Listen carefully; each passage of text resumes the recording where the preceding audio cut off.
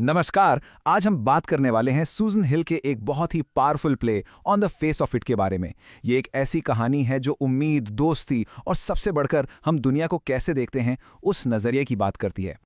और प्ले की शुरुआत में ही हमसे एक सवाल पूछा जाता है कि एक बूढ़े आदमी और एक छोटे से उदास से लड़के के बीच आखिर ऐसा क्या रिश्ता बनता है। ऐसा कौन सा बॉन्ड है जो इन दो बिल्कुल अलग थलग लोगों को एक साथ लाता है। चलिए इसी सवाल का जवाब ढूंढते हैं। तो कहानी शुरू होती है मिस्टर लैम के गार्डन से। सोच के देखिए, एक शांत सा गार्डन जहां दो बिल्कुल अलग दुनियाएं अचानक एक दूसरे से टकरा जाती हैं, और ये जो मीटिंग है ये इन दोनों की जिंदगी हमेशा के लिए बदल देती है। तो पहले इन दोनों किरदारों को आमने सामने रखते हैं। एक तरफ है डेरी, सिर्फ 14 साल का लड़का है, लेकिन उसका चेहरा एसिड से जला हुआ है और इस वजह से वो दुनिया से बिल्कुल कट गया है, हमेशा गुस्से में रहता है। और फिर दूसरी तरफ है मिस्टर लैम, एक बुजुर्ग आदमी जिनका एक पैर टिन का है, लेकिन इसके बावजूद वो जिंदगी से भरे हुए हैं, एकदम ओपन। एक अजीब सा फिलोसॉफिकल अंदाज है उनका। तो डेरी कैसे आता है गार्डन में? दरवाजे से नहीं, दीवार कूद कर। क्यों? क्योंकि उसे लगता है ये जगह खाली है, सुनसान है, यहां उसे कोई नहीं देखेगा। लेकिन जैसे ही उसकी नजर मिस्टर लैम पर पड़ती है, उसका पहला रिएक्शन डर, घबराहट। वो बस वहां से भाग जाना चाहता है, मुझे जाना है। लेकिन मिस्टर लैम, उनका रिएक्शन बिल्कुल उल्टा होता है। गुस्सा? बिल्कुल नहीं। वो तो उल्टा डेरी का वेलकम करते हैं। कहते हैं, अरे गेट तो हमेशा खुला है, सबका स्वागत है। अब सोचिए, डेरी जैसा लड़का जिसने हमेशा लोगों से सिर्फ नफरत या डर देखा हो, उसके लिए ये छोटी सी बात कितनी बड़ी होगी। और बस यहीं से इन दोनों के वर्ल्ड व्यूज का, यानी दुनिया को देखने के उनके अलग अलग तरीकों का एक क्लैश शुरू होता है। एक तरफ नफरत, दूसरी तरफ अपनापन। चलिए देखते हैं कि इनकी ये बातचीत आगे कैसे बढ़ती है। डेरी यहां अपनी सबसे गहरी बात कहता है। वो बताता है, लोग मुझसे डरते हैं। लेकिन बात सिर्फ लोगों की नहीं है। वो कहता है, जब मैं आईने में खुद को देखता हूं तो मैं भी अपने आप से डरता हूं। मतलब सोचिए इस बात की गहराई। वो खुद से ही नफरत करने लगा है। उसका अकेलापन कितना गहरा होगा। इसके जवाब में मिस्टर लैम एक बहुत ही सिंपल सी लेकिन गहरी बात कहते हैं। वो अपने गार्डन की तरफ इशारा करके वीड्स यानी फालतू घास फूस का एग्जाम्पल देते हैं। वो पूछते हैं, क्यों एक हरे पौधे को हम वीड कहते हैं और दूसरे को फूल? फर्क कहाँ है तो सब लाइफ ही ना, सब बढ़ रहे हैं। कितनी खूबसूरत फिलॉसफी है कि चीजों पर अगली या ब्यूटीफुल का लेबल मत लगाओ। और यहां दोनों का नजरिया एकदम साफ दिख जाता है। डेरी के लिए उसका चेहरा बदसूरत है, एक कमी है, पर मिस्टर लैम कहते हैं, ये सब रिलेटिव है, ब्यूटी एंड द बीस्ट की कहानी जैसा। मतलब खूबसूरती तो देखने वाले की आंखों में होती है ना? जब डेरी कहता है लोग मुझे घूरते हैं, तो मिस्टर लैम क्या कहते हैं, अरे घूरने के लिए और भी चीजें हैं, जैसे मेरे क्रैब एप्पल्स या ये वीड्स।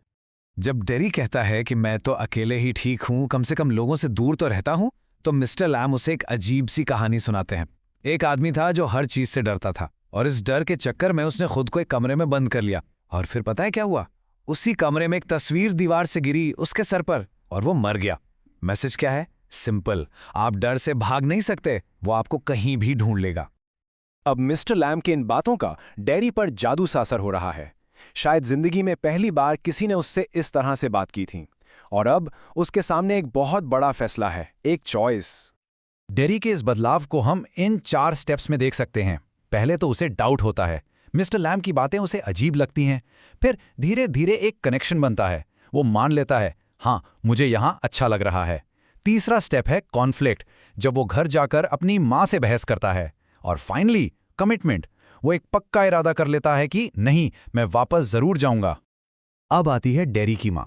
वो समाज की आवाजें हैं, सुनी सुनाई बातों पर, अफवाहों पर यकीन करने वाली।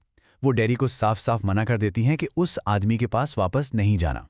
ये दिखाता है कि कैसे प्रेजुडिस और डर लोगों को एक दूसरे से जुड़ने ही नहीं देता। लेकिन अब डेरी वो पुराना डेरी नहीं रहा, वो रुकने वाला नहीं है। और वो जो कहता है ना, वो उसके पूरे ट्रांसफॉर्मेशन को एक लाइन में बता देता है। उसके लिए मिस्टर लैम के पास वापस जाना सिर्फ एक गार्डन में जाना नहीं है, ये अपनी कैद से निकलकर पूरी दुनिया को गले लगाने जैसा है। वो चिल्लाकर कहता है, मुझे दुनिया चाहिए, I want it, I want it. तो डेरी एक नई उम्मीद, एक नई हिम्मत के साथ उस गार्डन की तरफ दौड़ता है। लेकिन उसे बिल्कुल अंदाजा नहीं था कि वहां कुछ और ही होने वाला था। एक ट्रेजेडी उसका इंतजार कर रही थी। सीन वापस गार्डन में शिफ्ट होता है। मिस्टर लैम अकेले हैं, एक सीढ़ी पर चढ़कर क्रैब एप्पल्स तोड़ने की कोशिश कर रहे हैं, और तभी एक अजीब सी क्रीक की आवाज आती है और फिर एक जोर का क्रैश। अचानक वो सीढ़ी फिसल जाती है और मिस्टर लैम्प उसके साथ ही नीचे जमीन पर गिर जाते हैं। और फिर सब कुछ शांत हो जाता है, एकदम खामोशी, ऐसी खामोशी जो चीख रही हो। उस जिंदा दिल गार्डन की सारी आवाजें जैसे एक तल में रुक सी जाती हैं। और तभी हांफता हुआ डेरी वहां पहुंचता है। वो एक्साइटमेंट में चिल्लाता है, देखो देखो मैं वापस आ गया। लेकिन फिर उसकी नजर जमीन पर पड़े मिस्टर लैम्प पर जाती है। वो उनके पास दौड़ता है, उन्हें उठाने की कोशिश करता है, पर शायद अब बहुत देर हो चुकी थी। तो मिस्टर लैम्प तो चले गए, लेकिन उनकी वो छोटी सी मुलाकात डेरी के लिए पीछे क्या छोड़ गई? क्या ये कहानी का एंड था या डेरी के लिए एक नई शुरुआत? मिस्टर लैम अपने पीछे क्या छोड़ गए, यही उनकी लेगेसी है। उन्होंने डेरी को एक नया नजरिया दिया, खूबसूरती और बदसूरती को देखने का। उन्होंने डेरी को हिम्मत दी कि वो दुनिया से जुड़ सके, और सबसे इंपॉर्टेंट, उन्होंने उसे ये विश्वास दिलाया कि उसकी पहचान उसका चेहरा बिल्कुल नहीं है। और हाँ, ये भी कि कहीं ना कोई गार्डन का गेट हमेशा खुला रहता है। और आखिर में ये प्ले हम सब के लिए एक बहुत बड़ा सवाल छोड़ जाता है कि अब डेरी का क्या होगा? क्या वो वापस अपने उसी अकेलेपन में, उसी अंधेरे में लौट जाएगा, या फिर मिस्टर लैम्प के साथ बिताए वो कुछ पल उसकी जिंदगी को हमेशा के लिए बदल देंगे? प्ले का एंड बेशक एक ट्रैजिक नोट पर होता है, लेकिन शायद डेरी के लिए यही एक नई सुबह की शुरुआत है। इसका जवाब अब आपको सोचना है।